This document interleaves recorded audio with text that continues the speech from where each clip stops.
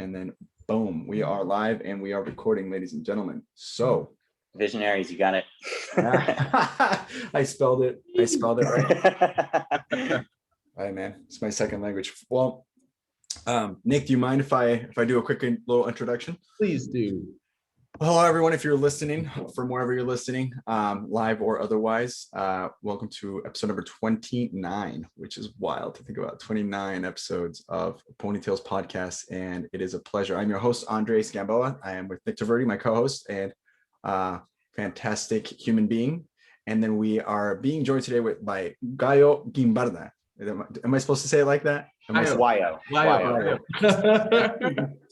That's good news. I appreciate the pronunciation of the last name, though. You pronounce it better than I can. Guimbarda? Yeah. See, so I even know. Right? Yeah, it worked out. But you know what's cool about this, and this is one of the things about this podcast I was super excited about, was just to get to meet alumni that I didn't know. And so I'm glad that you're here, because this just gets a chance to just meet another human being that's learned some really cool perspectives and stuff like that. So I'm excited to get to know with the story that you told me about, that we're going to get to in a little bit. Dude, I'm pumped for this. And I've been mentioning kind of like the little tidbits about you to other people about what's coming up, because people will ask, hey, what's coming up?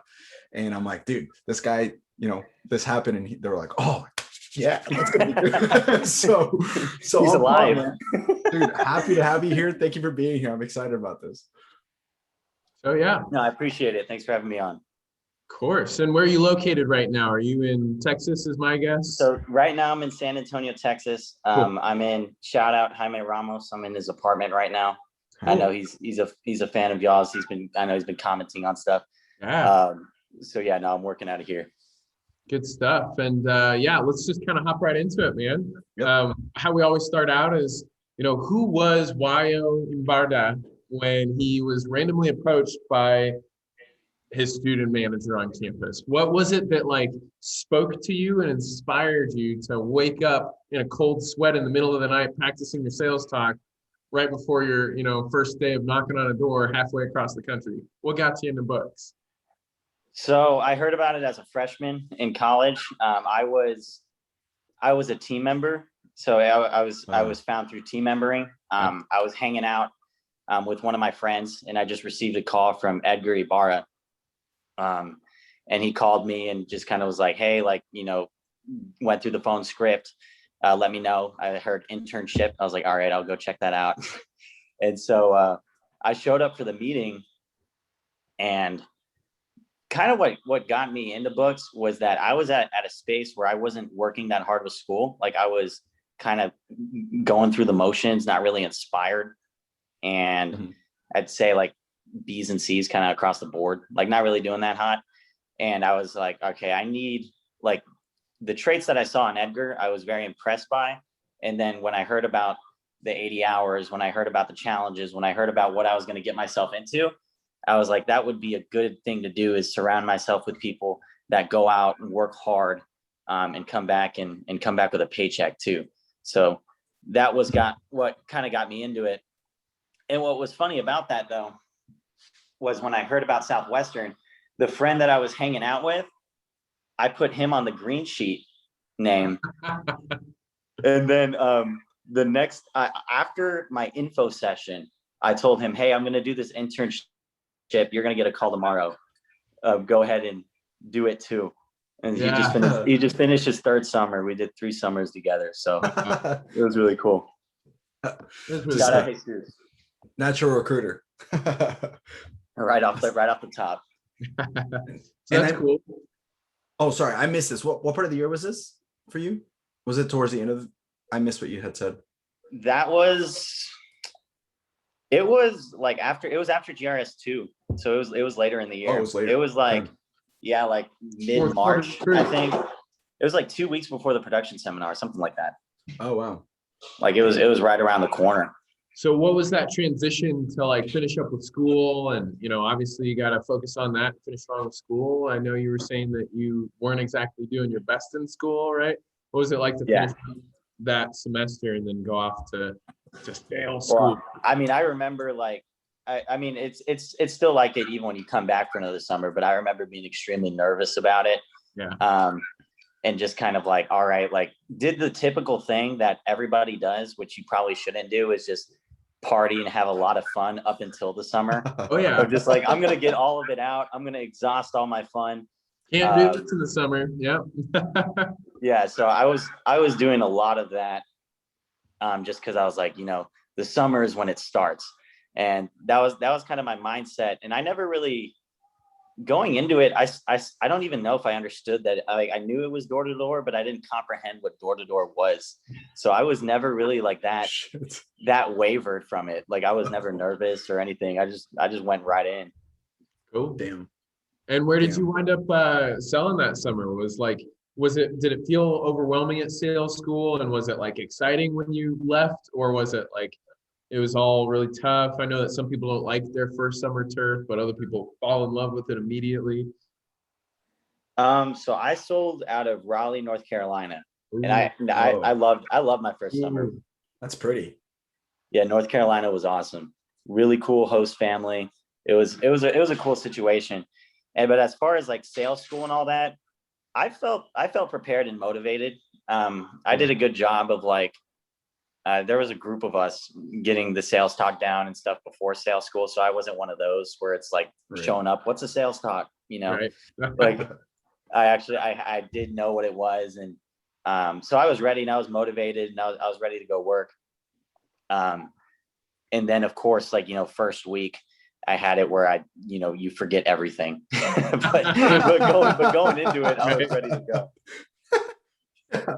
That's a funny feeling when you're like, okay, I got it. I'm down. I got you got that sales talk memorized. And then the mom says the one thing that you're just like, they didn't prepare for this. And it's just exactly. Like I remember the first house that I knocked on, it was like, they were getting ready to go to school.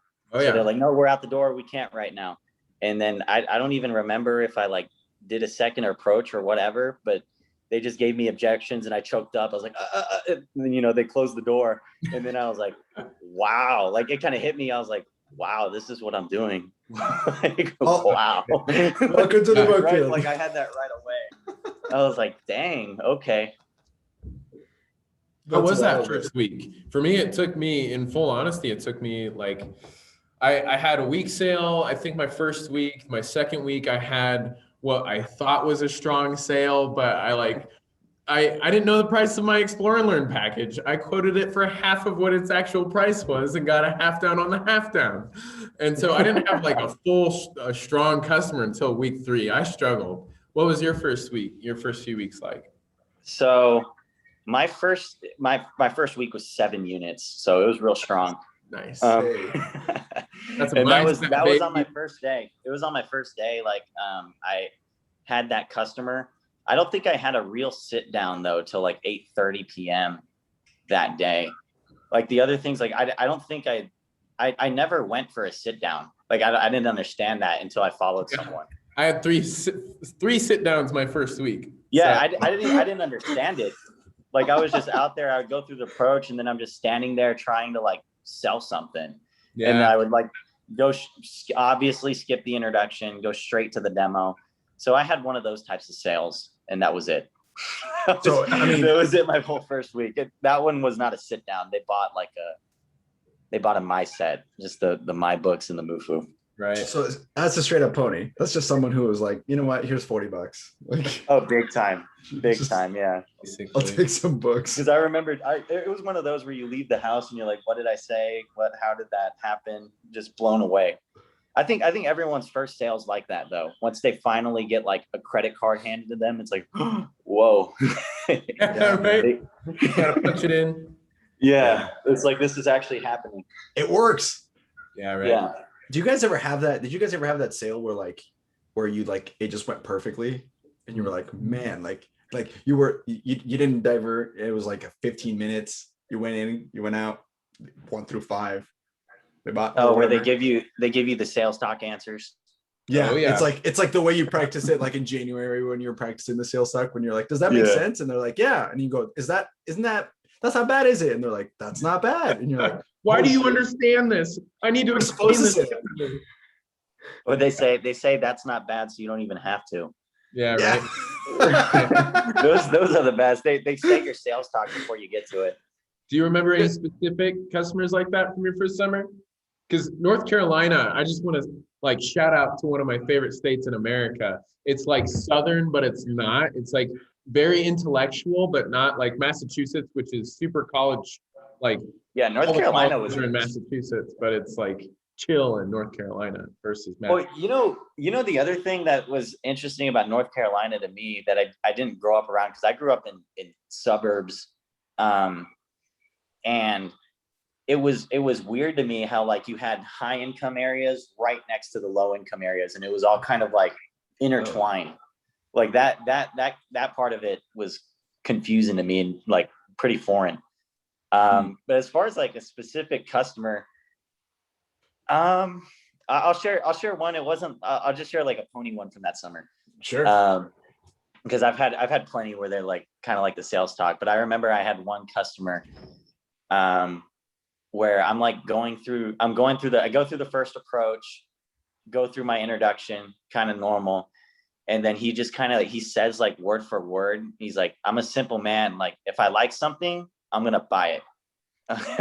And he's like, and I'm telling you, I like these. So like, how much is it? Oh shit. And then I was just like, and then I remember trying to like kind of go back into the demo because like when you're first year, you don't get those like, okay, some people are going to be quick, some people you just got to get to the point, and then you just draw it out, and they're like, yeah. See the second reason parent, and then he's like, no, like just get to it, like tell me what the price is. If I like something, I'm going to buy it. And that one he bought a platinum, and it was like 8 minutes. Damn. 8 minutes tops. Wow. And I remember like leaving that house. I never hit steak my first summer. And so that was like at 8:30 a.m. I was like, yeah, I'm gonna hit steak today. And then that was my only sale. my only sale the whole day. Hey man, that worked though.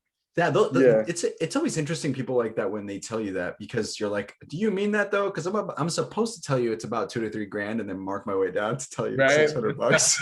Yeah. And then even break it down to 2 payments so it's more affordable for you. But sometimes you're just like, fuck it, it's 200, it's it's $1,000. Yeah. And he was one of those straight, like, yeah, you say it, you dip out. Yeah, like, you brace yourself, like clench. He was one of those like, yeah, just pony in full, like, oh yeah, you'll come back. I already know. Like, yeah, like saying stuff like that when he's handing you the card. Oh yeah. And then I have another one from that summer where she was one that she was like a suicide call that I went back to like 3 times. Like, now hold on, pause a sec. We got to explain what a suicide call is to people who may be listening who don't know. Okay. Or remember, suicide call is when you go to a house, you do a sit down and you tell them what the price is, and they're like, okay, I'm going to talk to my husband, or let me think about it, and then you can come back. And they really, really want you to come back, but you in your mind are like, get told, and you're trained to just don't go back because they're probably not going to buy. And so you never ever do that because you get all excited and you go back. Oh. Yeah, hence the term. Yeah, but you go back and then they let you down miserably and you cry in your car. So yeah, suicide call. Sorry, go ahead. And they usually don't work. But this one, I just had that feeling that they were going to work. But the problem is you have that feeling too often that they're going to work. Yeah, it's like, I get really good vibes from this person. I'm going to go back.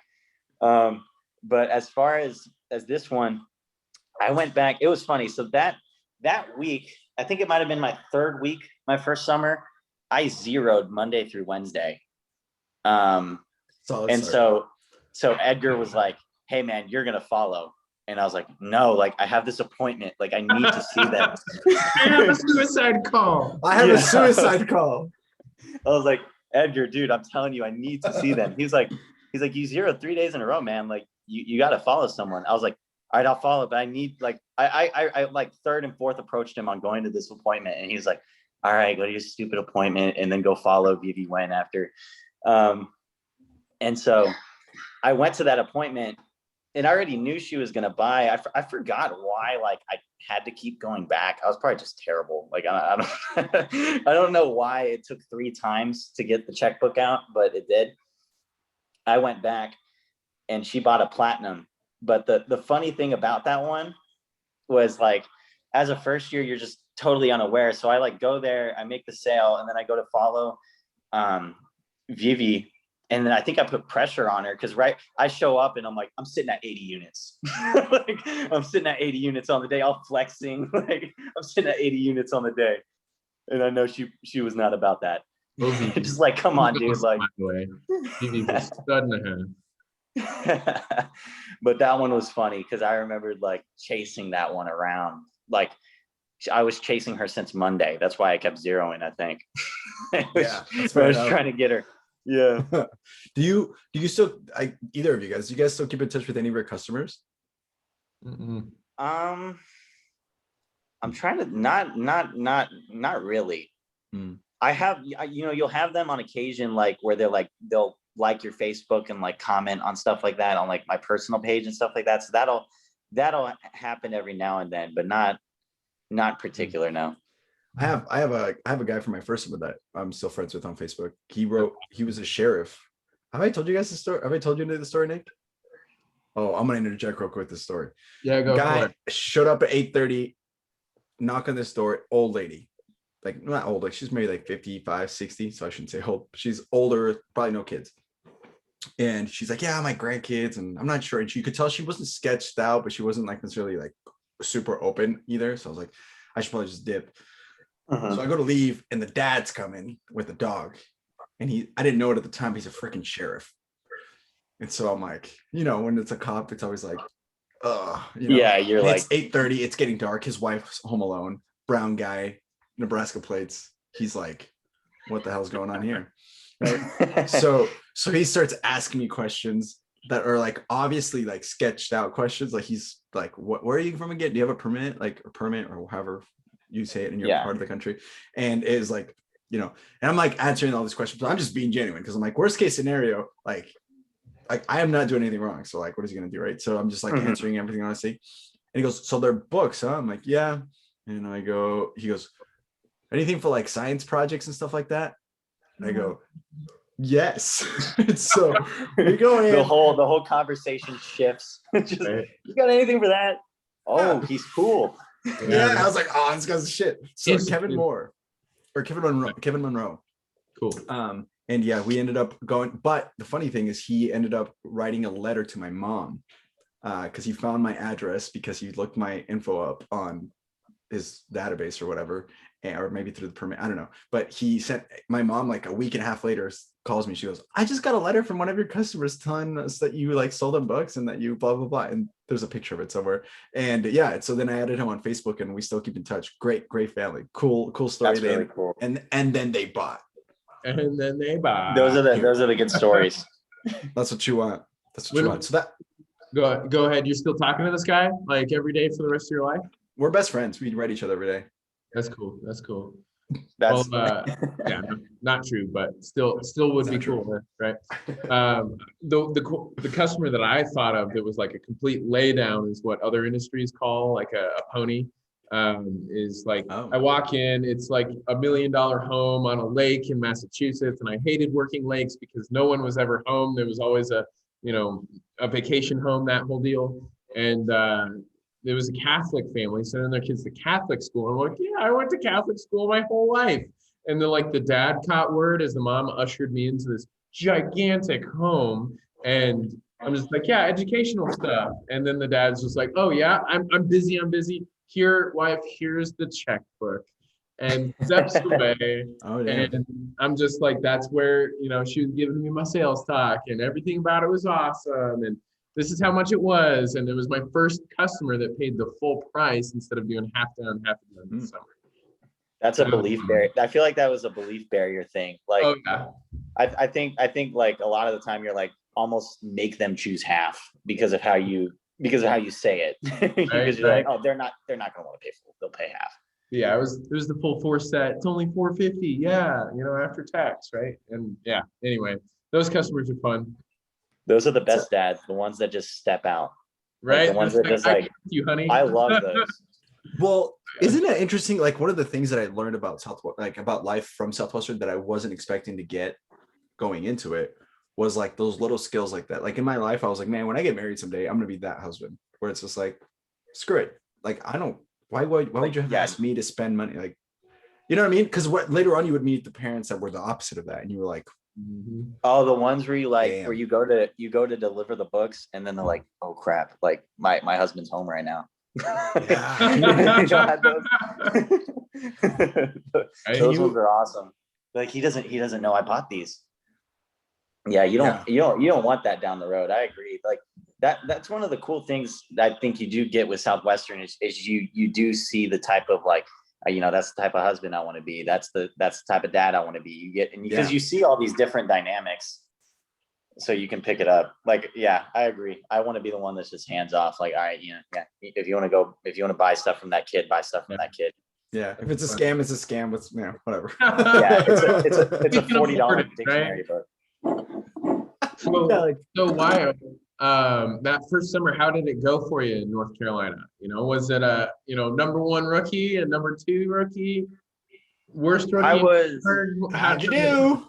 I was fringe superstar book. Wasn't quite, but I was fringe. Likewise. I was like 20 units short out of the superstar book. That's too bad. I was like 80 units short, so I feel Yeah, it was brutal, but no, it was a really good first summer. Started off like wake up call, a little bit rocky, where like I wasn't working that hard at all, like kind of like on and off. And I had to have like one of those like middle of the summer interventions, which was pretty funny. Edgar was like, hey, like, go work for a goal period and then follow me. Yeah. And it was one of those where he was like, hey, I can see your sales rabbit, right? And I was like, no. Not at all. Wow. He's like, how'd you drop all these pins at 7 p.m.? how'd you drop 80 pins at 7 p.m.? So I had one of those call outs, and that kind of got me rolling a little bit. Oh man. Okay, because I know what we're going to talk about. I know the main, like the thing we want to hear from you based on what you told us. So I kind of want to. That's a good transition. Fast forward. Yeah. Okay. Because how did you get? I mean, tell us what happened. But like, and by the way, for those any alumni that are listening that don't know what Sales Rabbit is, you could maybe explain that a little bit, and then how you were able to. It's digital pre-approach. Okay, so legal. So Sales Rabbit, basically, what I was doing is it's the best way to have pre-approach. It might have been my first summer of selling. That was the first year of Sales Rabbit, maybe, or it might have been the second year. I'm not too sure. Y'all know that it was in 2018 was my first summer. So it been the second 2017. The second time. Okay. But yeah, it's basically how you do your pre-approach, so you don't have to do paper, and it's awesome. You drop pins from your iPad. You can label people as like private school family, homeschool family. You can input their names, where like you see all their names on a map. You can label people as non-prospects using a different color pin. It's great. Sales Rabbit was awesome. And so basically, when you're a student leader, you have access to everyone in your org, or if you're an OL, you have access to everyone in your org, their Sales Rabbit, and you can see the times that the pins were dropped. Yep. So he saw that I dropped like 80 non-prospect pins all at like 6:30 p.m. So you were off schedule. Yeah. And I remember like trying to lie about it too. I was like, man, everyone's old. Everyone's old. And Edgar was like, bro, this is my, I think it was his 7th summer. He's like, this is my 7th summer. Like, I know how this works. Like, they're not all old. I was like, no, I'm telling you, like, they're old. And then when he hit me with I could see your Sales Rabbit, right? That's when I was like, oh crap. He caught me red-handed. And I was like, no, I didn't know. But that was the best thing that could have happened. Yeah. At that point. Because I remember that day, like, I don't think I'd been selling anything that week really. And then that day I had like 3 customers when he had me follow like him for 2 goal periods. And then I had like 3 customers like that. And that was probably more than I'd had like that week. Wow. So it was a good way to check in. So that's how you made it through that first summer. Yeah. First summer was awesome. First summer was awesome. Recruiting was awesome. And then y'all want me to dive in to the second summer stuff already? You want to talk about it. Start where you want to start. It's I either want to talk about what you're up to now, but I feel like it makes more sense to do that after. Second summer. So Let's do second summer first. I prefer going to second summer because this is, I feel like, where it gets wild. It's a natural transition. Oh, it gets nasty. Yeah, let's dig. It gets Hold on. freaking nasty. 1 second. Let me take a sip of this first because I feel like we're yeah, about you to. may need to. See, I drink seltzer like a man. Oh, fair enough. No, I think cerveza like a Hispanic. Let's buckle up. Let's buckle up and hear about this. Let's get it. So I want to explain kind of how like I think what the genesis of that, because you know what's weird with things like that is it's a blur. It's a blur. Like the book, some summers are just a blur, or like some instances in the summer were a blur. So a lot of it is going to be kind of blurry. Sure. But basically, I went into my second summer sky high. I was in action all year. I'd selected, as far as the number of people that came out was disappointing, but I'd selected a lot of people. I was active in recruiting. And I think that's where you do learn the most in Southwestern, and you get way better at sales through recruiting. Yeah. So I was feeling real confident about my abilities. I was running like all the campus meetings here. I was really like, taking it by the storm. And I think I went into that summer, or I know I went into that summer with an overinflated ego of kind of like, oh yeah, like it's going to be a badass summer. Like it's going to work out because I've put in the work. I've been recruiting. I've been doing that. I'm a lot sharper. There's no reason why I shouldn't just explode. But the problem with that mindset was you take that mindset, you go into it and you expect to just explode. But I was removing the idea that adversity was bound to happen. Like that's guaranteed, like that. I mean, I know Mark Rouse says it at sales school all the time, like, the Mike Tyson quote where it's, you don't know how you're going to react till you get punched in the face. It was one of those, but you go like, I was almost complaining about the fact that there was a punch. like the book field's a boxing match. You get punched. That's part of the process. Like that's how that's going to go. That's what you signed up for. Exactly. Yeah. Exactly. But I went in there with the ego of like, oh, I'm just going to hit PC like all summer. It's going to be a breeze. It's going to be chill. And I actually started off relatively fast. Like I had the 2 best weeks of my career back to back. Oh, okay. So that's interesting. Yeah. So I started really strong. And I was feeling really good. And then my 3rd week I struggled. So I was on schedule these 3 weeks. And then my 4th week, I had like my first real 0 day. And I never bounced back from that. I didn't let myself bounce back from that. I think it was my first genuine 0 day outside of my first summer, my first like genuine 0 day. Cause I think a lot of people, when they have 0 days, like they were on schedule, but they weren't really on schedule. It's pretty hard to like have a 0 day. It's really hard. Yeah. If you're actually trying and giving your best every door and putting yourself in front of true prospects instead of just people who you give demos to count them off, I feel you. Having a good attitude. So, yeah. Mm-hmm. And so I remembered feeling really hopeless. Like, man, like, I don't know why this isn't working. I remember like, I went into that summer with a lot of confidence of like, hey, I'm going to kill it. But then when I'm out there working alone, I let like the demons kind of creep in of like, well, when you tried really hard in high school and did, I tried really hard to get in the top band in high school, tried super hard, especially my last year. I got to where I was like top 5 in the city of San Antonio at my instrument, but I never got to the top band. I was like, oh yeah, maybe it's just another one of those. Like you try really hard, but you're just not cut out for it. Maybe it's like that. Maybe it's like that. And so all those thoughts, and then I started to accept like, all right, like, this isn't going to work. Like, this is just like, I'm failing. Like I am failing. I remembered having a PC with Edgar. I was just like, dude, I'm hopeless, this and that. Like, it's not working. And then I go back out to work, still wasn't working right away. But that's the thing with the book field is it never grants instant gratification. Never. Like, you when you're in that heat of the moment, when you're struggling, you got to just wait it out and you got to just keep fighting. Because if you take a punch, which I think I did a lot of that. Like I came out those first 2 weeks, started really strong. Like if I was in a boxing match, I was throwing punches, I was good. But then when I took a couple punches, I was just covering up the rest of the summer. Like I wasn't trying to fight it. Yeah. And as a kid, one of my fears is always being a burden. And so I was like, I don't want to be that student leader that just sucks. Real talk right here. Jeez. Yeah. Go ahead. Yeah, no, that's one of my fears, because I grew up where my parents were split, and a lot of my being, and I'm the oldest of 8 kids, so I was always like kind of the leader, just by nature of age. That's a lot of kids. Oldest of 8 kids?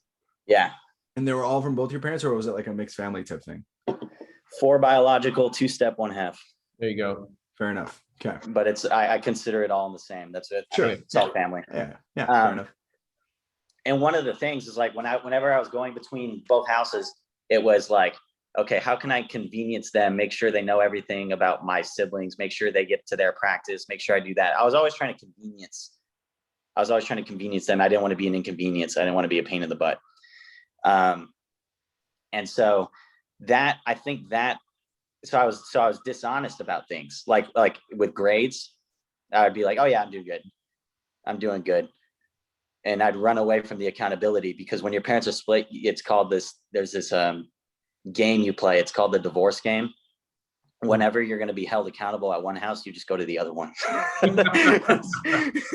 Hey, relatable lifestyle there. Yeah. Yeah. You just go to the other one, like, hey, mom's going to take my phone. She also said this, and this. So I'm going to go over there. And it's like, oh, and then, so you can escape accountability big time doing that. Yeah. And I did a lot of that. And so during that summer, I was almost trying to do the same type of thing in a real world situation where that's clearly not going to work. So I started, I think I might've been week 6. I started writing up units, like writing up a lot of orders. And I wrote up and the other thing too, is I was always really confident. And because of that ego that I have, where I was running all the meetings before, I was really confident in my speaking abilities and my ability to coach people. Because everyone I was coaching and PCing, they were all top first years. They all dominated. Wow. And so I was like, I need to get to where I'm teaching. I need to help this group out. Because I would see someone teach something and I'd be like, oh, they're not doing it as good as I could. Like, kind of came at it with arrogance. Ego. And so that was another motive towards writing up units. And I just did it. And then, I did it, got a little bit of recognition for it. And I was like, oh, that felt kind of good.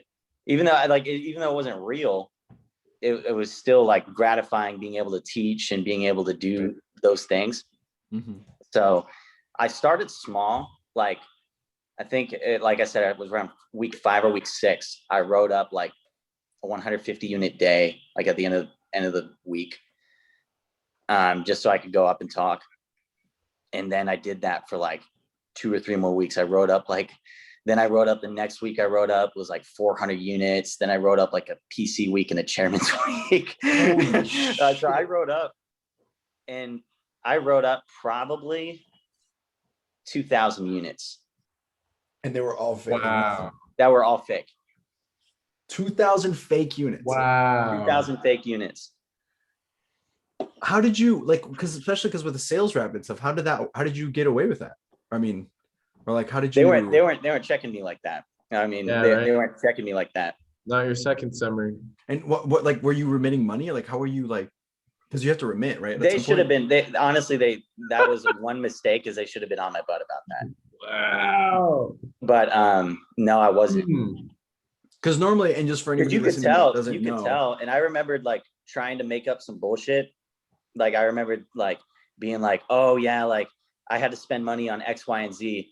Like, so that's why like I had to pay for the car, I had to pay for this, pay for that. Sure. And then Virgie's like, yeah, but we're talking 30 grand. Yeah. So at that point it got exposed like around week 10-ish, but it was low key. It was still low key. I had to like I kind of had the conversation and accepted it. Wow. And like that was brutal, but I went through the summer and just like, I finished the summer and delivered the units that I had sold. But it was crazy. It was crazy, man. And I did not understand like, oh, it's nuts. And I did not understand the damage that I was doing to the people that I work with. Like I did not understand any of that. Like I was just so focused on like, I got to teach, I got to help out. And if they see me hit a PC week, they're going to feel inspired and they're going to go out there and they're going to go grind. So like, I almost rationalized it to where it was like, oh, I'm doing this for them. Like it ain't like, this is not for me. This is for them. Can't let them down. Yeah. Yeah. Well, can't let them down. like Like they need a light right? in this org. Yeah. They need to know it's possible, even though it wasn't being done. It wasn't for you. You weren't achieving it. Dang. Whoa, man. dude. Quick context. I'm not sure if Andres told you this, Guayo, but my first summer, this girl, Paige May, that was like in the next org over, she wrote up 3,000 units her first summer, but she lied the entire summer and didn't even come close. Probably something like 40 units, not even. And it's interesting because like her example and the way that we were all bamboozled, right? She convinced all of us that she was a top first year. Shane Hertig gave 5 summer book, like Shane Hertig sold books for I think 5, 6, maybe 7 summers. I think it was 6, but that was his like 3rd or 4th summer. He was the #1 first year. His first summer, he had already hit PC. He was like, I never figured out how to deliver enough units to hit PC during deliveries. Whereas Paige May pretended that she did. Yeah, and here's what's crazy, Andres, right? Did it help? It helped. He actually took her input because he called her on a Sunday being like, you do it. And she said, this is how you do it. And Shane hit PC in deliveries. Yo, that's what I was doing. That's what I was doing. That's crazy. I'm telling you, everyone I was coaching that summer and was killing it. Yeah. Killing it. Yeah. So I was totally doing that. Dude. Holy shit. Oh, it was, yeah. Hold on. I got so many questions. Hang on. Go for it. Hang on. So, and for context with Paige May, she even tried to take out a loan at a bank to be able to remit. For anybody listening that doesn't remember how it works, is basically as you're getting money from customers, you got to send that into the company and keep whatever you need to live off for like the next couple of weeks. So like, I don't know, let's say you went out for that week, you hit PC, you collected $5,000, you're going to send like 4,500 of that back to the company so they can like put more orders and then to new books. And then that 500, you like use it in case you have like a car issue or to eat or whatever. Expenses. So typically you're supposed to like remit every week. Sometimes she's trying to take out a business loan. Yeah, and she was gonna like she almost got approved. It was to the point where she had applied for it. No way. Yeah, thank God. And they were getting yes. And here's the thing: because that would they would have approved that. If they would have approved that, she would have completely gone away with it. Well, it's not even about getting away with it. It's for herself. Like it's good that came out. Yeah. Oh, and to this day, she still lies about it. To this day. She didn't do what you did because I have to respect what you did. And here's where the question comes in. Because first of all, let me say you're here talking about this openly, and that takes a certain level of balls, dude. Because that's maturity. That's growing up. That's owning responsibility. Yeah, man. That's taking ownership of your shit. And honestly, like most people don't do that. There's been times where I failed to do that. So I'm speaking from just personal experience. I don't want to speak. Everyone has. It's a tough thing to do. Was it like kind of gradual and they started catching wind of what was going on, or was it like one day where it was a shock? That's when I messed it up. Oh damn. It was a shock. No one knew. The only one that knew was Edgar, who was living with me. He's the only one who knew. Him and Virgie. Mark Rao didn't even know. Really? Well, because they couldn't just like I broke pour that out to Mark Rao. Like I went in his office and was like, hey, like that was fake. Oh, what was that like? Well, hold on. Walk me through when you like who found out first? Who did you tell first, or how did it work? Virgie found out. Like when I was trying to make a book order and there wasn't that. It took all the way to that point to where I was making a book order and then she's like, he doesn't have money in there. Like there's something off. Yeah. The remittance. And then so she just kind of called me and then like I was still denying it. And then it got to the point where she's like, I know you're lying. Like she was just like I already know. And I was like, damn, all right, guess I'll come clean now. over the phone. And you just came clean fully, the whole, like, full 9 yards. Like, this is. Yeah. I came clean to her on the phone. Because she already knew. I mean, Sure. yeah, because I was at the point where I was like, Can't hide anymore. yeah, you can't hide, like, it's there. Well, Like, you have to have the money, right? This is the point. Yep. Yeah. Like it's Damn. like at that point it was just blatantly obvious. But as far as to the rest of my org, no. Yeah. And so that was a process. Walk me through that. That's crazy. So it started off like I told Rao straight up. I went into his office and was like, hey, like, sorry to let you down. And I was very defeated. And he was very like cool about it. It was like it threw me off. I was expecting him to like grill me. Really? But he was very calm and collected. I think because he read how terrible I felt, and he knew I'd been like kicking my own ass about it. That's what he told me. He's like, I don't even need to beat you up right now because you've already done plenty of that. Yeah. And that was brutal. And so I went and told him I had a very long PC with Virgie and Edgar. When I mean long, like 3-4 hours. It was very long. Dang. And then that checkout, at the end of checkout, I made an announcement in front of the org. Oh my God. Guayo! Yeah. You're like just your org, or like Dynasty, or I guess Visionaries? No, my org. I did a Dynasty one at a point though. Oh my gosh. I checked. But I'll be honest, man. Oh, you're stressing me out through empathy. Like, I couldn't imagine having done that. Oh, dude, first of all, but then like owning to it, because it's a microcosm. It's a macrocosm of things that I've done in my life. Like I've lied on things. I've shifted numbers, but like, dude, that's like, own it. And dude, it was insane. Like, I remember that. It was so tough. Like, I remember when they were doing like big checks and recognition and stuff, I was just hiding in the bathroom. Yeah. I was like just so scared. Dude. Like, it was, oh my gosh, it was brutal. And then when I made the announcement, like, I apologized about it, but it wasn't good.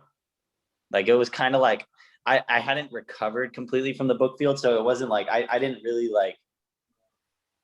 It's hard to explain. I didn't fully comprehend my actions. No, like I didn't comprehend the weight of them. Even after the 4-hour PC, even after all that, like, there's still like I had to like. I didn't understand what I did fully until I saw people's faces in my relationships with them after that, and how damaged people were. Yeah. And that was tough. Right.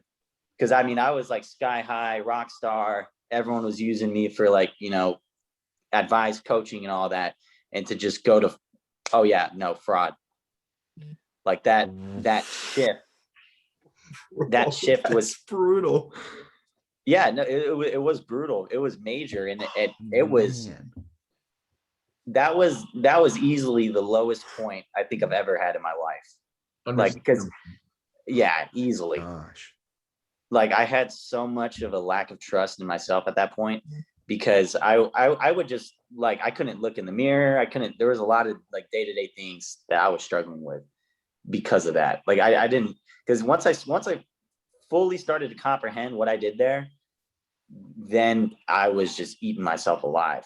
And then when I tried to go and I was like, all right, like, they say go recruit, because I was like, I sold them on me getting to come back for another summer. Wow. Which, yeah, I was gonna ask, like, how did they let you come back after that? That's crazy. It is nuts. But I guess that was my best sale. That's nuts, bro. Whoa. No, well, it was just like, I don't even think I asked them. Like, I was just kind of like, I'm not leaving like that. Yeah. Like, I just told them, I was like, I'm not leaving like that. Like, I'm here. Like, what do I need to do? How can I own this? Like, I'm not leaving. I'm not leaving until I figure that out. That's some Wolf of Wall Street shit right there. Dang. I'm not fucking leaving. Ah! No, high key. I'm not leaving. I am not leaving. Like, I'm going to be around. In the transition, I mean, the person that you were in Nashville in May with this like giant ego, that you were talking about, like kind of overconfidence that you were talking about? Yeah. Having to admit to Rao that you just fake wrote, 2,000 like 2K units. Yeah. And that like, and because especially after like receiving so much praise from your org, right? Because it would have been one thing if you were like writing up like 1,000 units sporadically throughout the summer and you never got to speak, but you were like being put on a pedestal, right? Yeah, no, there was one week I was #1 in the country. Oh my God. Yeah. Like it was pretty bad. That's so insane. I'm just gonna step over here for a second. What? Sorry. That's whoa. That's wild. Holy cow, man. Hold on. No, I did stupid. No, I even left this part out. I wrote up a 300 unit day. That's impressive. Getting away with that. Dang, that's a lot. And you were just like coming up with these fake names. Yeah. Oh, and fake address. Are you probably using real addresses, but just fake names? Yeah, I was using real addresses. Dang, man. To even be able to just like attempt that with Sales Rabbit, because you could have done it easier before Sales Rabbit, right? You could just been like, here's an order form. Send that. Yeah. Well, Sales Rabbit made it easy because you could just see all the addresses. Exactly. You just pick one and put it in. Less work. So yeah, no work. So walk us through like the road to redemption then on that. Like, I mean, we're sitting here in August, checkout. You've just got done telling your org that you and like I said, I didn't do that right. Like I did not say that right. And so there were people that like hated my guts for a good, rightfully so, for a good while. Like I didn't, it took all year to redeem that. Like that wasn't something like, but that's not something you can just apologize and then like, all right, like it's not like one of those things where it's like, oh yeah, my bad, I didn't wash the plate. I left the unlocked. I'm sorry. It actually, it continued on, and so that was tough. Like there were like I said, I couldn't trust myself. There were times like not a day went by where I didn't think about it and regret. Not one day out of those 9 months leading up to the summer. Yeah. Not one day. Yeah, man. Not one day. Like I would like any moment of like quiet, like it would just kind of like hit me like a wave and I'd be like, oh damn, like is that really who I am? Like, am I a fraud? Is that what that is? Yeah. And it was really, really brutal. And so part of what led to the recovery of it was I made an announcement at awards banquet, not in front of the parents, but at the seminar.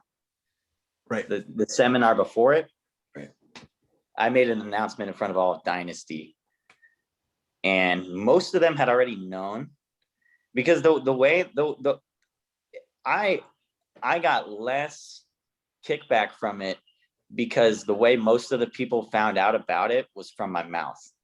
Yeah. Right. And that's a huge part of it, right? You owned up to it, and even if it was like kind of like not fully aware of the significance of what you did, but like you at least, it was coming from like because when we found out about Paige May, we certainly did not find about her from her. Yeah. In fact, again, I've been told by the person that recruited her and stuff, that like she'll still say, I don't know how that happened.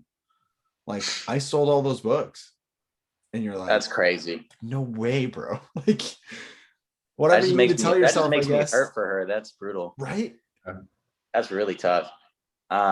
Illusion. But yeah, I think that's a big point, and that was kind of the goal.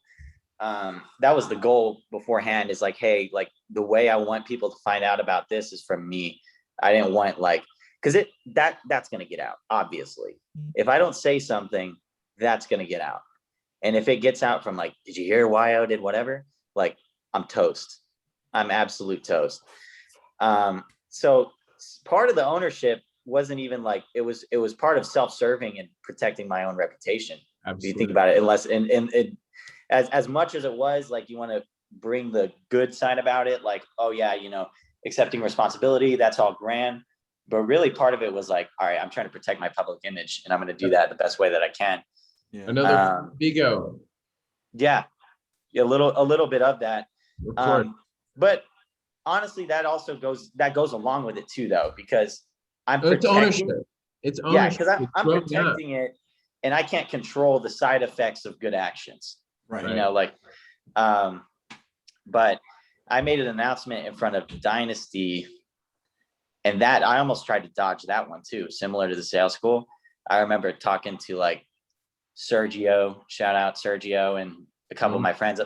I was like, hey, like, should I even go to a words banquet? Like, there's no point, right? Like, I didn't really earn anything. doesn't make sense for me to go, right? Like, I was making up BS to try to like avoid that. And they were like, no, dude, just go. And I remembered that car ride up.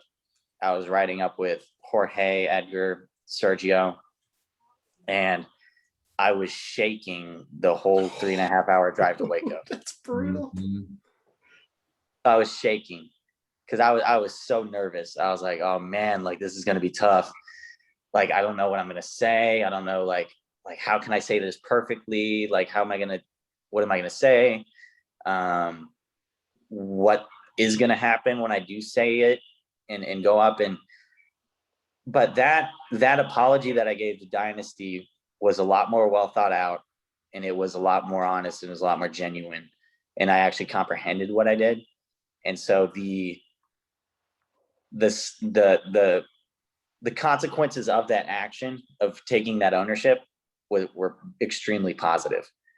Like there were some people that were still like really frustrated with me, but for the most part, people were like, damn, like that's something that, I could do with, everyone has their little holes and their little gaps and things that they need to come out in the open with and be real about and properly assess.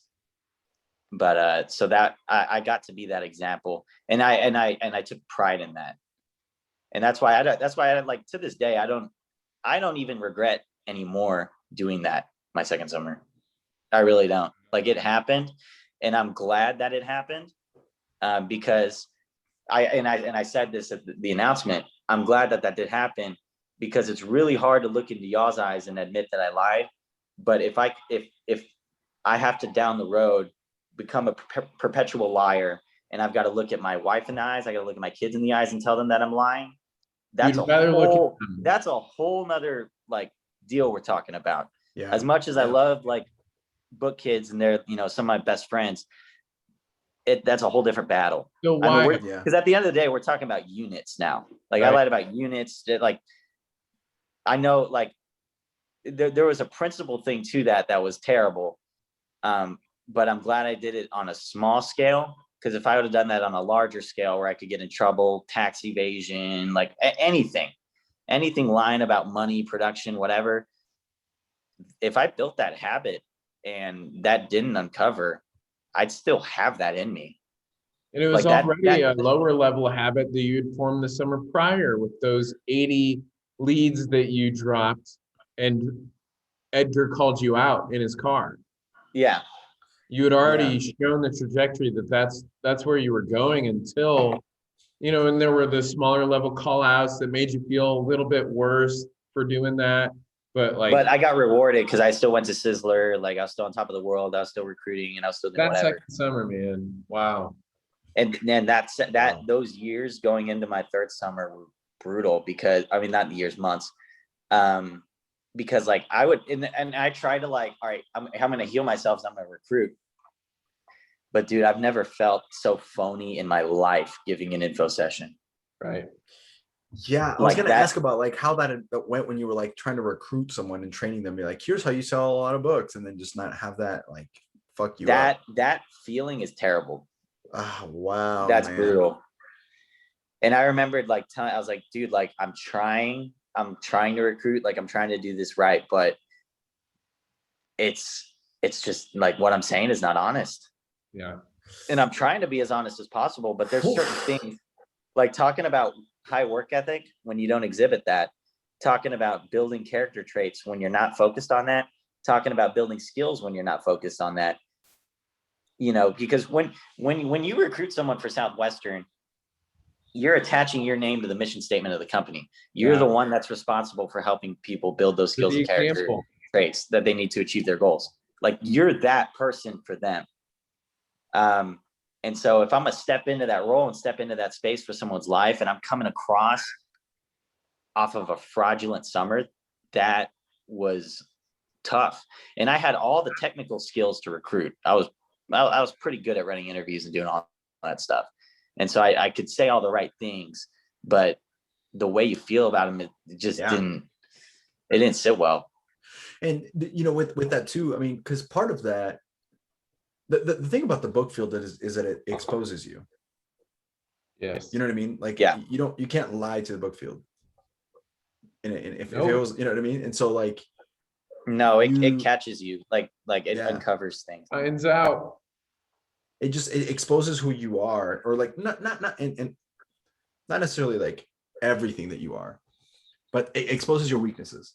It exposes the things about you that you don't like. It's like an 8th grade bully, you know what I mean? You know what I mean? And like if you have a zit on your face, they'll tell you, you know what I mean? But with that though, you got exactly what you needed out of that summer. Exactly. Like, in a way, like, and you're alluding to this, it's like in a way it saved you from having a fraudulent marriage, or no, worse, you could have gone to jail for something bigger, you know? Yeah, because and it was removing myself from like that, like you don't got to cover up things like that, like you just don't, like that's unnecessary. Like it wouldn't have been that big of a deal. Like people expected me to kill it that summer, right? And if I didn't kill it that summer, that's all that would be. Like, oh, he had a rough second summer. That's it. And then like in long run, it's like, oh yeah, I sold less books than I thought I was going to sell in an internship I did in college once. Like, like at the end of the day, like I was blowing that up to be like some big thing, like because like the ego, like I was talking about, like I've got to lead these people. I've got to be the one that's on top. I've got to be the one that's helping these people out. I've got to be the one that's coaching. Because I knew from a technical sense and a public speaking sense, I was very confident in my abilities to get messages across, to help people out. But I had such a low, I'd say it's honestly, it's ego, and then it's self-love. Because I think if you don't go to work or you're not working, a lot of that has to do with you don't love yourself enough to be disciplined. I think that's the case for a lot of people. Well said. Huge. And I think that happens too often, but I think that's the case for a lot of people. Because the thing is, and I'm always fascinated with this because it's something that I was in that boat. There's this group of people that sell books that want to be on schedule, but they're just not. Yeah. Like they're just not. And that has to do with they're just not loving themselves. At the end of the day, that's my opinion, and that's through my experience. That's what I've learned is if you can't, like, if you want something, then you're going to go get it. Like if you want to be on schedule, you're going to go get it if you care about yourself. But if you don't, and you attach yourself to negative thoughts, to negative emotions, then that's just who you are. That's just who you are at the end of the day. I think that's one of the lessons that the book field teaches you is it allows you to be present and allows you to be mindful. Like when you feel anxious about something or you feel nervous or scared, the book field and things that book people have that make them special is whenever they do feel those emotions, they can just feel it and be like, okay, like that's an emotion. Like they're not overwhelmed by it. Right. Because if you do think about it, like the reason why you would be nervous or fearful about something is because you care about it. But like the feeling of nervousness and fear is so closely tied to excitement, like in terms of like, from a neurological perspective, they're very similar emotions. Right. So like book kids are really good at rewiring. Like I'm not fearful. No, I'm excited. It's all about anticipation. I'm Good anticipation, bad anticipation. Yeah, because because everyone has those emotions where they're scared, they're anxious, or whatever. And if you don't, that's really weird, and that's a whole nother problem. Right. But book kids are really good at regulating that. Damn, dude. Okay, so what happened the third summer then? Like how does this story end? So because let me say this, and I think I can speak for Nick too. Nick, feel free to interject where you feel like, but this is impressive, man. Like sometimes book people don't need to sell a lot of books to be impressive, right? Actually, a lot of times you forget. I don't give a shit how many units you sold. You're your own being that matters. You're a human being with your own story. What matters is you were put in a situation. Maybe you put yourself in a situation, regardless. Yeah. I put myself into it. That was shitty, like really tough. Not tough from the standpoint of like physical, from a standpoint of mental. And you had to overcome yourself and then own up to that and then face it, which is different than owning up, because like you're accepting that you did that and you're like, I did this, but then you have to like face the crowd that you lied to, right? And yeah, that and then now the way you're talking about it now, with the perspective that you have and the lessons that you've learned, which I'm curious to hear more lessons if you have them, but like just the way you've been talking about it now, I can tell that this is something that you really took your time to make sure that you processed through and gave yourself space and forgave yourself for, and that you look back on it now as a point of needing to change. It's kind of like the same when someone realizes like their maybe unhealthy habits are doing, like maybe it's they're drinking too much or they're eating too much or they're not doing, it's to take full stop and just say, hey, this is not okay and I need to fix this, and I need to, like when you say to yourself like you don't love yourself enough to be mad about what happened, is that what you said? I think that's what you said or something like that. I was like, man, that's genius. It reminds me of what AJ Skalski told my brother Danny one time. They were golfing and Danny got pissed because he was golfing like crap. And AJ was like, dude, you're not good enough to be mad at how you're playing. Yeah. In the same way, it's like you didn't love yourself enough at that point to, recognize the situation. And then you cared about yourself enough first, right? In an airplane, they always tell you put your mask on first before you help someone else. You did that. And even now you're sharing with Nick and I mean, I'm learning a lot from you right now. Right. And then a lot of other people just watching. Yeah. I appreciate it. Yeah, man. Congrats. That's huge. Yeah. And I, like I said, I think that's something that a lot of people, anytime you're off schedule, I really do think that is the core, is that you do not have enough love with yourself. I really believe that that's the core. Unless, there's two types of off schedule. There's people that are off schedule because they're just neg and they hate the job, and then they flame out and they leave. But these people that are off schedule, like week 4, and they try to get back on schedule week 5, they go off schedule again. Then they try week 7, they still flame out, go off schedule. Week 7, week 8, and it's just this constant like seesaw of like, I want it, but the only thing can't handle it. The only thing that's getting in their way is themselves. Exactly. And the reason that they're getting in their own way is because they don't love themselves enough to get out of the way and go through the blows and just deal with it. Speaking some truth right now. It's like the story of the person that hits himself in the hammer in the head, and they asked him why, and it's like, it's because it feels good when I stop. It's like, yeah. Well, then just stop. Yeah, just stop in general. Wow. And there's a lot of faith talks to be had about that exact conversation, but I digest. So digress. Yeah. So let me go into my right. Summary. You got it, Andres. That's my joke, is I digest, but I really sorry. don't. I was like, what? Sorry. Yeah. Okay. You're going. Okay. So it's a joke. Yeah. You've told. Yeah, I got it. I got you. So you've told Dynasty. You've started to recruit. You feel like a fake person. I'm not even. The other thing too was my brother sold with me that summer too. So I lied to my brother. Andres, how does that make you feel, bro? I know that feeling. Recruited, that was brutal. That was brutal. That is brutal. That is brutal. I can talk about that for days. Go on. And my brother, you do though. You go ahead. Yeah, my brother, man, and he had a summer where he kind of got off schedule a little near the end, but for the most part, he was working really hard and had a really good attitude. I'll share a funny story about that, because selling with him was hilarious. He was one of those where he's always talking shit about how he's going to dominate. And he tells Edgar and I, he's like, hey bro, after my first day, I'm gonna come home with a Rolex. And it was just me, Edgar, and my brother. And then that first day he sells like a My Book, and we're just berating him like, hey, where's that Rolex, bro? Where's that Rolex?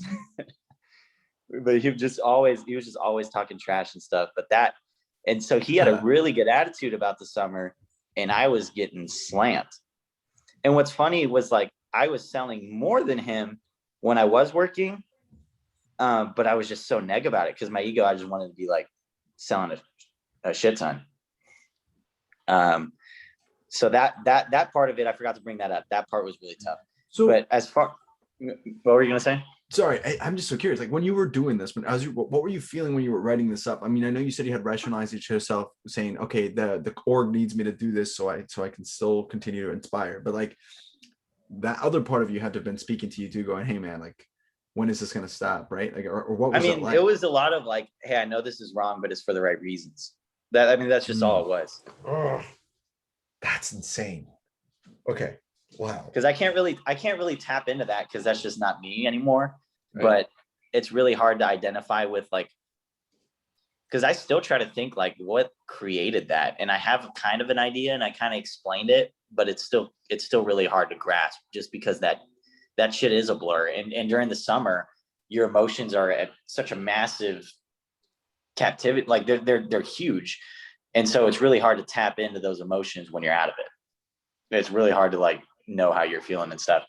But let me get into my third summer. So my whole year was focused on like, I did not give a shit about units. My whole year was focused on integrity. That was kind of my thing. I was like, all right, I'm just gonna this is just gonna be an honest summer. It is what it is. Like, yeah. And that's that. Like whatever the units come out of it, that's gonna be what they are. Yep. And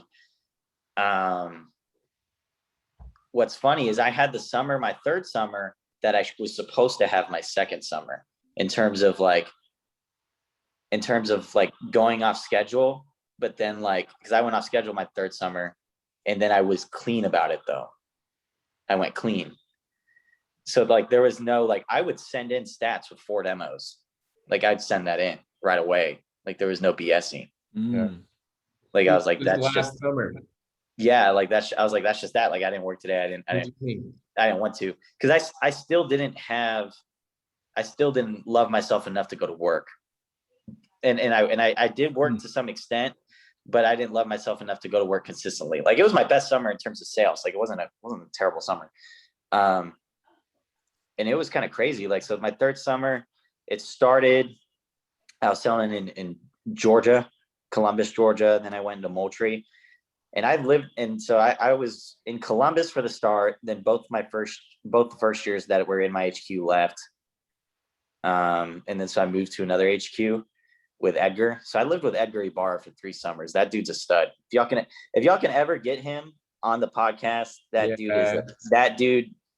Yo, like you'll have to stop selling books first. This is an alumni podcast. That's true. Right. That's true. But that dude, I can't say enough good things Edgar's about a beast. Man. I remember. I love Edgar. Yeah.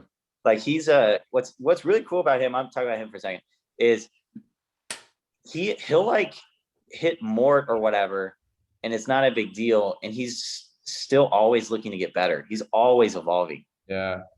Like he is more hungry to get better than people that are in way worse positions. Right. So living with him was always a blast. I learned a lot. But I moved in with him, and I was moving out to more country area. And that by that point, like I think I sold 4 weeks, maybe 5 weeks in Columbus. I was probably sitting at like 500 units, maybe 600. Like I was kind of getting my ass kicked.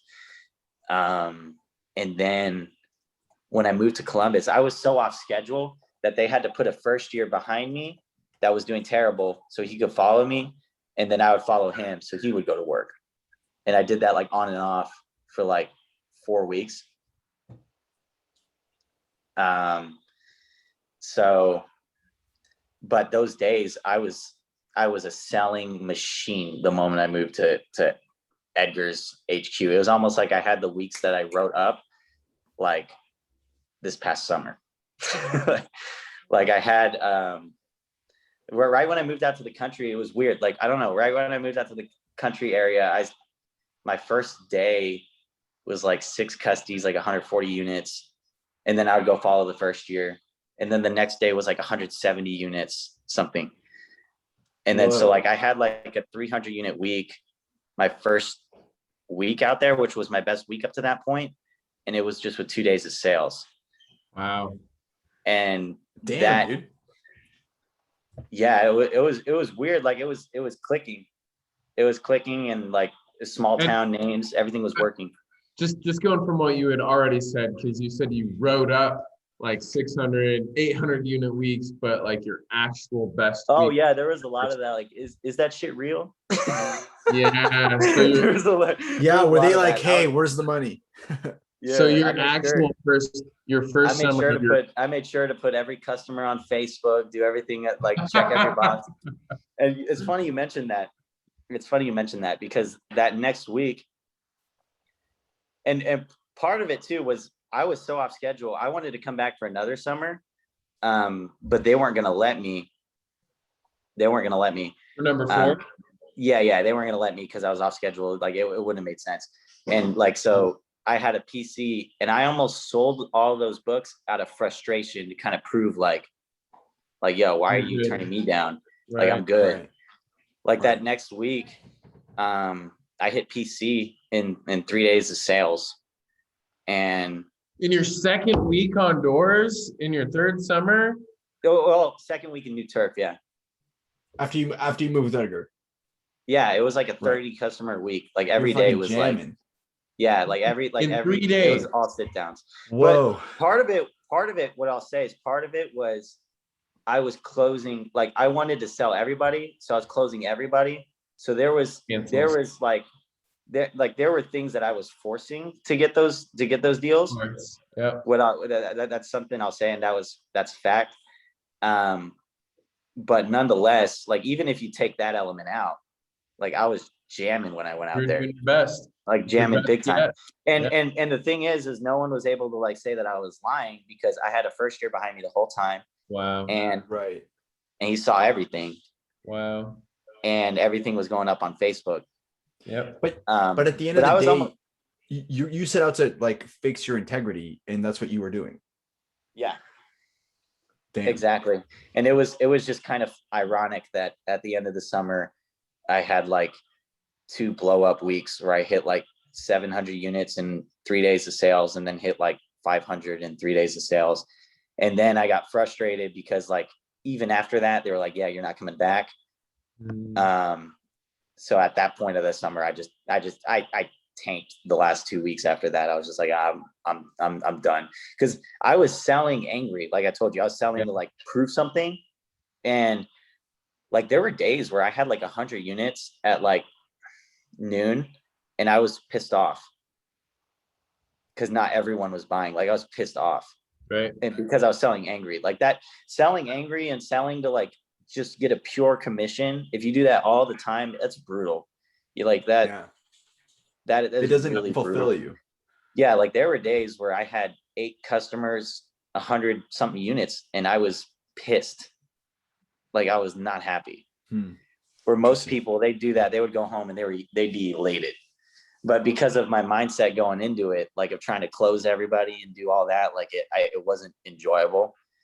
Like I even told Edgar, I was like, dude, like I hit 700 units in 3 days, but I had a week, my first summer, where I just hit 180, and I worked really hard, and I was way happier about that week than hitting like 700. Way happier. Like it's not even close. Interesting. Not even close. That's a very deep insight on the human soul right there, man. Yeah, it's not even close, because that's selling angry stuff and like trying to prove something, and like, and I remembered I was even like a victim there, because I was trying to sell a lot, close everybody, so I could go up and teach. That was always my motive. I always wanted to teach, and I always wanted to impact the org. And I remember hitting 700 units and then not getting a part to teach. And I remember being frustrated about that. I was like, oh, what the fuck? Like, why aren't they why is someone that hit 400 units in 6 days of sales teaching someone how to close someone when I just got 30 customers in 3 days? That makes no sense. But I wasn't thinking that you needed a first year to follow you to go to work. that's why, like, you can't have someone, because Southwestern is very like, you got to it's got to be duplicatable. Yeah. 700 units in 3 days is not duplicatable. It's not. Right. Especially selling angry and doing all that. It's not duplicatable whatsoever. You can't go up and give a part and be like, I was pissed, which is how I did it. Like after, Yeah, exactly. And I can't give a part because in reality, since I was frustrated, I even tried to be like, dude, I'm selling like all these books. I had multiple like 200 unit days. I was like, can you just get a first year? Like, why do I need a first year following me? Like, can you just let me work alone? And then I would go work alone and then just stop working. Cause I would rather not work than sell pissed. Right. Even if I was going to hit 200 units. Right. I'd rather just not deal with that feeling. Crazy. But that's why I couldn't teach. But I remembered at the time being a victim. Yeah. That was one of the learning curves where I was like, I remembered being angry. I remembered being spiteful of like, yo, what the hell? Like, this isn't cool. But now, like, you know, you think about that shit, and I'm really thankful for that, because that would have reinforced like, oh, it doesn't really matter how much you worked. It just matters what you sold. Yeah. Yes. And you can't have that. You can't have that in your organization. I don't want that as an individual. That's valuing your production over your attitude, over your exactly. Character suffers and gets swept under the rug as a result. And in a way, that's fantastic leadership from Edgar and from whoever else was in charge of not letting you speak. Yeah, I mean, because like he's they gotta protect the org. Powerful lesson to the trader. And I say that Guayo, not to make you feel bad for things retroactively, because it sounds like that won't even affect you anyway. At some point, I got to talk about my own estrangement from Southwestern, and how I'm no longer with the company. That's a story too, man. That's a crazy story. Yeah, it echoes a lot of what you're talking about in terms of ownership and standing up and saying, I did what I did, instead of saying, I'm the victim here. I'm not the one at fault. It's other people who made my life worse. No, like, it doesn't matter what other people did in your life. When you ignore that, you surrender your power as a result. You don't have the ability to change your own life. And so you then suffer for the rest of it. If you live in this illusion, in this constant beating your head against, oh, I need to prove myself in ways that don't really matter, and you don't own up to yourself and who you are and how you're showing up, you just, props to you for, I mean, there's lots of things about the situation where I got to say props to Virgie and Edgar for calling you out. Props to you for owning that in those moments, because they're such incredible leaders who allowed you to like move past that. Oh, they're amazing. The whole idea that I even went out for a third summer is insane. Right. Yeah. It's insane. Yeah. It's like, there's no I can't believe you did. Yeah. I can't believe you did. Yeah. So props to Virgie and Edgar for giving you another chance. Props for you to own your need to do that. And obviously there's many lessons that you've already shared that just go right in line with that whole thought process of owning your mistakes, however bad they might be, however just shameful, whatever you want to call it. You know, when you do that, you can actually do something for becoming a better version of yourself and actually producing more, like in a business context. But you know, all of it, you could say like you're becoming closer to God. Mm-hmm. You know? No, I agree. And it was way different, because obviously my third summer wasn't like this glorious, like, you know, 6,000 units, 7,000 unit summer, whatever. Like, it wasn't that. Right. But the only thing I could say was I didn't work as hard as I would have liked to, but that's it. Right. Like that's that. And it's a lot easier to live with that and to be like, well, why is that? And sort of figure out like, okay, like how, like I got to fix that. But it's a lot easier to focus in and fix that than it is like hurting others, you know? Bro, this has been real wild. Oh yeah. I want to hear a little bit about what you're up to now, and then because normally what happens is we share like the pony story and then we wrap up. So this would be the natural moment to close up. But tell me a little bit, maybe the next few minutes of like what you're doing now, what lessons how you've taken these lessons that you've learned and applied them, and how it's helped you now. Because you're actually the youngest alumni in terms of distance from the business. I'm not sure how. Yeah, I sold in the COVID summer. That was the other thing about third summer was interesting. I did the phone sales. Yeah, you did. Oh shit, yeah. So how did you transition away from the COVID summer and then, the description you had of like, hitting 700 units in 3 days because you were angry, right? How did you transition away from that into are you like thinking I'm going to go sell books again 2021 so I can do it the right way? Or are you saying I'm done? No, I started selling life insurance, but it took probably 2 to 3 months of me like realizing like, because I was really angry about like I was entitled. I was like, yo, they got to give me another shot. So I was kind of entitled about that and angry about that, and a little bit resentful, which was wrong. So it took me a while to be like, okay, like that, it doesn't make sense to be like that. Like I like through conversations that I've had with myself about my feelings and where they're targeted and all that. But no, I jumped right into, and it was tough because it's like, so that I was partying a lot and doing a lot and having fun because I generally felt good about the summer. I was a little bit resentful. Yeah, I felt good about it. And relative to any of your other 2 summers, I mean, it was a great summer. Exactly. You're like, in relation to the crap, it was good. It was great. It was talk about explosion or growth, Yeah, exactly. Damn. Dude. So that took a little bit, and then I wrecked my car. That was tough in November. But then I jumped into life insurance. I started selling with Family First Life. I don't know if you guys are familiar with them. Yeah, with Sergio. He's one of my really good friends. Sergio Roman, for anyone who doesn't know Sergio. Shout out Sergio. I started selling with him, and it's been awesome. Like, but it was really tough at first because, and this is where the book field helped me, is there's no way I would have succeeded and been where I am now if I didn't sell books. There's absolutely no way. Like I would not have had the balls to because I was I sold life insurance last year actually. Okay, so like you gotta bet on yourself constantly. And so not only was it from a buying leads perspective, but also I was renting cars because I didn't have one. I needed to rent a car to work. And my parents and other people were telling me like, hey, just go surf tables, whatever, go save up for a car. I was like, no, screw that. Like, I'm going to go sell life insurance. Like, I'll figure it out. It'll work out. But the amount that I was investing in rental cars, I was investing on average like $1,000 a week. Oh shit. On average, because they charge more because you're under 25. Yep. And I would pay for the insurance with it, and then on top of the rental.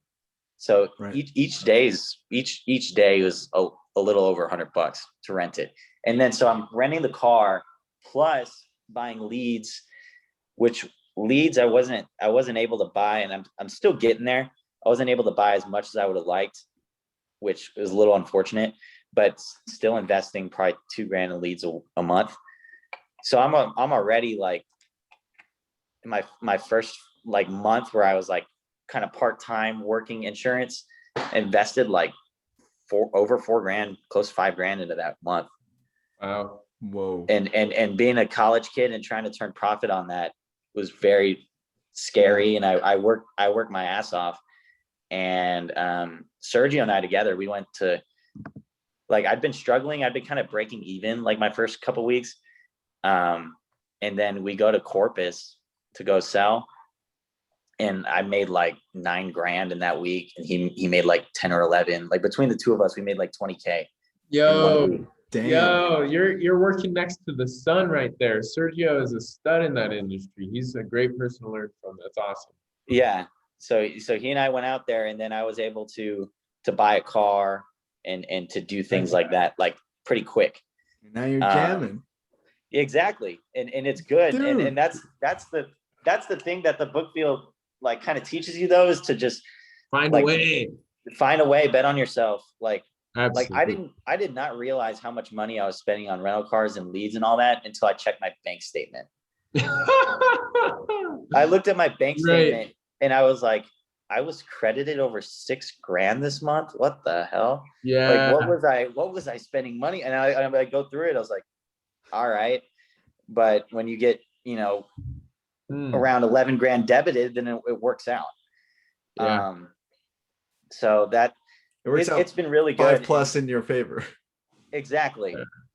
But to take that leap and to just be like, I'm just going to go in the hole. Like that Corpus week, if I didn't sell anything, my account would have been -$2,000. Of course. It would have been -$2,000. And I would have had to ride a bus to go to restaurants and go serve tables. I'd be getting charged overdraft fees and all that BS. I would like, if I didn't do well that week, I would be screwed right now. When was that? When was that? That was November? No, that was in Corpus. That was like 3-4 weeks ago. Nice. So you're jamming, just very new jamming. Yeah. That was 3-4 weeks ago. We hadn't even scheduled this podcast yet when that happened. Or had we? No, I don't think so. I might have been in Corpus, actually. Shit. Yeah, I might have been in Corpus. But yeah, it's great. And like where I work and stuff, it's a lot easier because you go from books, like just knocking on doors out of state trying to sell people books, versus selling people insurance when they already want the information. It's really not that hard. It's a different game. Yeah. Mm-hmm. It's really not that hard. Like all you have to do is just set the appointments and go and sell. It's a good little game. Yeah. Yeah. And then I'm like starting, like I was able to start at a 120% comp. And so like right off the jump, it allows you to just go out there and make money. But there's people there though that don't sell books, that when they are calling leads and stuff, that, oh, these leads suck. Oh, these whatever. This doesn't work. That's a different industry for you. It's the industry outside of selling books door to door for 80 hours a week, just like bleeding left and right. That's why you say that you attribute it to Southwestern, is no other people go through that experience before getting to life insurance. Now I'm in solar. I've seen people in pest control, smart home alarms, like all the industries out there. You're right. There are so many people who just complain because they're just like, oh, these leads suck, or the money's not enough, and I'm not getting. It's like, dude, we bought the same leads, and I'm 10 years younger than you. Come on. Right. Why do I have a better attitude about this than you? Yeah. Mm-hmm. Yeah. So I mean that's one of the main things that I've seen with book people is that like right away, like translating like the technical skills, obviously, like I remember my first sale in insurance, I just made up a feel felt found like that. Yeah. Like without even like trying. I just made one up, like just whatever, because I've done it before. And in your brain, it's a knee-jerk reaction. It's so ingrained. Even if you're not selling insurance, it could be like you're trying to get a reservation or a restaurant that's hard, or like I don't know, whatever random shit. You're like, things, I'm gonna crew you, or I'm gonna feel found you. You know what I'm saying? Yeah. Like that type of stuff translates really well, and it's insane. Like the leg up, because I've seen people that like in the industry that I work that have sold books and how they are on the phone right away versus people who aren't, and it is like a massive gap. Massive. Or just smiling. And half the time when I see people that are selling a lot, you found out that they did Southwestern. Right. You find out, I'll be like, dang, that person made 15K this week. What's up? I'll click on their profile. It's like 40 mutual friends and they're all book kids. I'm like, oh, okay. that makes sense. Pretty much. Yeah, man. Wow, bro.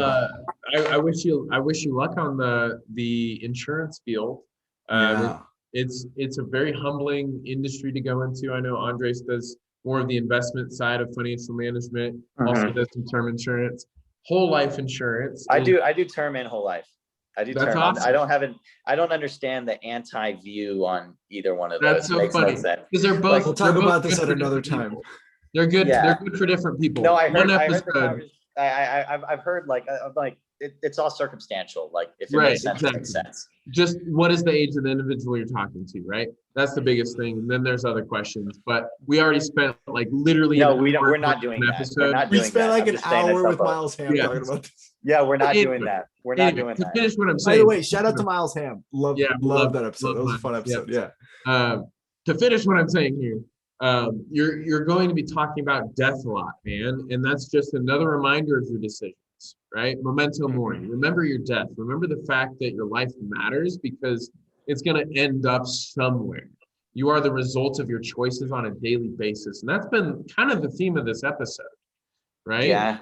And this is why I'm so grateful that we were able to have you on, and why it's so appropriate for you and your path in life to keep growing in that way. You know, I don't know you at all, Guayo, but I'm excited to stay in touch, however that looks like. Yeah. You know, if you got people that you love and care about that are done selling books, send them our way, like Sergio and anyone else to be on the podcast. Are there any things that you'd like to wrap up your episode with in order to finish on either a positive note, or is it pretty good where it's at? What would you like to share before we finish up today's episode? I guess I'll give a shout out to some of the people that I work with over Southwestern, like all the visionaries and all them out there. They're monsters. They are absolute monsters. And it all stems from the example that Edgar sets, and it goes and it trickles down, and you have Hey, Virgie, before that, shout out to Virgie, is one of my favorites. Virgie she helped me so much from that transition between my second and third, like, and she would just like call me and check up on me and stuff. She's awesome. So I want to give a shout out to all them. Want to thank you guys for having me on. And then last thing I forgot to mention as far as the insurance thing. I don't know if y'all saw this, but Southwestern, they're starting an insurance company. Yes. And they partnered with mine. I don't know what's going on there, but that's pretty exciting. That's extremely exciting. I actually want to talk to you more about that later. Yeah, that's pretty exciting. Because that's recent news. Like Dustin Hillis just posted something about that like 2-3 days ago. Dude, that's so cool. So I'm excited about that. But I appreciate you guys for having me on, because you know, I shared with you on the video, is probably really extensive. Most of y'all, when they ask for details, they probably just send like 2 paragraphs or something. But I know mine was real extensive because I really wanted to get on here, and I really wanted to share and just completely open up about it. So thanks for having me on, because I feel like sometimes it's a lot easier to just bring on top producers and stuff. But it is what it is. I think there's stuff that, you know, that people can relate to. Exactly. So that's kind of my goal, is if one person's like covering something up and they could take the lesson, like, hey, I'm going to go out and I'm going to own my shit and I'm going to go forward and press in, even though the ownership sucks. The ownership sucks so much. The worst, right? It sucks so much. Like I said, I'm a grown 180, 190 pound man, and I'm trembling in the restroom thinking about having to talk about units, you know, like, so it sucks, but it's you get over it, you learn from it, and that's life, you know. That's why shout out Visionaries, and shout out Southwestern. I think they teach kids lessons that you really don't, other people don't get to learn these things. It's insane. Like if you had like Southwest, the book field is like, it's like the best professor in the world for life. The best. Oof. It's a really old professor with a big long beard and a really big textbook that's very patient, page by page, right? Yeah. Like it is insane. So I gotta say, super grateful for you guys having me on, and it was a joy to share all that stuff. Look, so let me say this. I mean, we our goal here is not to have top producers only, like or whatever. Our goal here is to have people who have wisdom, really good stories to share, good wisdom to share, good stories, fun times. And we've had a variety of episodes where it's been like, for example, the last episode was nuts. It was just goofy. I don't know if you've heard of it. It's kind of like it was all over the place. It was so funny. Gosh. The one before that, it was was that Omar before that? And it was like really like advanced sales type of feel, and it was like really like motivating. And then we have episodes like this, man, where we just get real with people, and honestly, it's been a really cool project to have been worked on and to have been doing this. I'm glad that Nick's doing this with me, and I'm glad that you were on here, man. The value of units is really not important here. I mean, it's nice when people sell a lot of books and you can kind of learn from that, but you can learn just as much from someone who sold little to no books, because they have a perspective. And then like has a revenge story and then sells. And then you have a revenge story, bro. That's legit. Dude, I was captivated. Your whole journey was incredible. What I love about this episode is I've never met you. So like, this is the first interaction I've had of you, and my gut reaction my intuition as to who you are is a person of integrity. You might think, well, how is that possible? I lied about 2,000 units. No, man, you owned up to lying about 2,000 units. You became this person because who you will someday be or now becoming, and you're becoming on a daily basis. You're owning it. You're living a life that matters, and not just being matter itself, because everybody matters, but you're heightening your standards, and that's what we love. All the respect in the world for you, Guayo. Dude, thank you so much. Nick, do we have any last minute announcements? Who do we got who's coming up next, and then we can wrap up. So yeah, just to finish out this week, we've got a very legendary, speaking of integrity, the person that I learned it from the most in my life, who I've owned up to my shortcomings more than any person, is Yvette Keister Morehouse. She is going to be on Thursday, the original tax day, which got pushed back, I heard, to like May 17th or something like that, just for everybody to know that when you file your taxes. Next Sunday, we've got Katie Grassi, a special episode between just Andres and Katie to talk about their first summer together and the summers beyond. She was a one-hit wonder, top producer first year, and then has a lot of stories to tell after that. Beyond, we've got Dylan Buck in the works for Sunday, the 25th of April. Another top producer, great person to learn from, has taught me many things myself. And then beyond that, we've got Patrick Tullius in the works and a few others just cooking up. It's an exciting month of August. I'm thinking it's August. It's not checkout, right? No, it's an exciting month of April. We're getting ready for the summer, and we're crazy, man. It's like 3-4 weeks away from. Yeah, dude, I'm living with some people right now, believe it or not, here in Arizona, and they're just like getting ready, and it's going quick. Kind of it's insane off of it, because it's like working next to the sun, right? It's very intense to be with these book people, but we've got an exciting gauntlet ahead of us. We've got many other great people like Dave Rosen in August, in the future. Like, there's many cool things that we just are excited to learn and experience in this podcast process. Myself, your co-host of Ponytails podcast with Andres Gamboa, who's got a book, by the way. Go pick it up. It's The Cost of Citizenship. I've been meaning good plug, Mike. I've been meaning to plug this for you, man. So an incredible story that he's both told through those pages. And if you just talk to the guy, he's a wonderful product of Columbia, as you can see behind his head. There it is. Guayo, I apologize for ending things early here. I would love to just keep going on and on and on about the many lessons that your story has told. I'm grateful that you've shared what you've already shared. We'd love to have you on for another episode in the future if you'd ever like. Maybe getting some roommates, maybe getting someone else in the mix. Just love this platform as a way to share stories. So, and it wasn't really that early. We went a pretty average episode length. It was an hour and 48 minutes. So yeah, it flew. It goes quick, doesn't it? Like, it's funny because people get on here, they're like, oh, only like 30 minutes or whatever before. That's like, what I was thinking too. I was like, yo, I'm not gonna be able to talk that long. Yeah, Matt Atchison was like an hour, and we went like 2. Yeah. So man, I appreciate it. Y'all are doing a really good thing, man. I think impacting a lot of lives and stuff, because there's lots of people you can just pick their brains. We haven't said this yet. I'm sorry to go full stop. If you want to donate to our podcast, please do. We are trying to build and grow like the experience for the user audience, experience on video, and creating like short snippets of impactful things, all that stuff. Yep, there's a Kickstarter going to be started probably this week. That's going to be my main focus for the podcast this week, is just to get a Kickstarter going, to be able to kind of like get production, better stuff for producing it, just to kind of get it out there a little bit more high quality. And then of course, we've been opening it up to sponsors. We've been talking privately with different people who either been on the podcast or are about to be. And we're getting some traction on there too. So if you know somebody who would be willing to or interested in sponsoring and kind of plugging their business through our podcast, we are getting pretty good traction on that. So on that note, I will wrap things up. Dude, Guayo, thank you so much for being on. Nick, we'll see you next time. And you guys have a fantastic rest of your Sunday evening. Peace out, everybody. Much love. Bye. See ya.